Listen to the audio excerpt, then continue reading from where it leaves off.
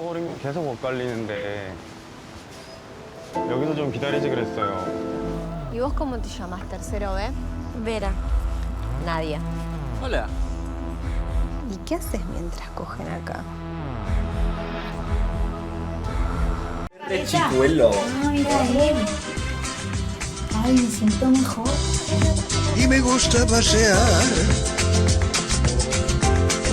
El convenio.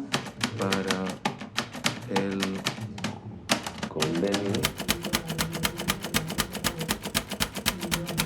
Ya ves.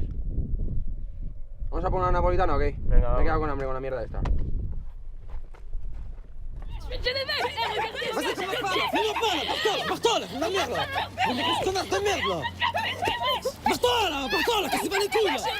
Era una època d'una repressió increïble, hi havia unes ànsies de lluitar contra aquesta dictadura franquista que era brutal. I crec que van agafar amb una companya meva, no?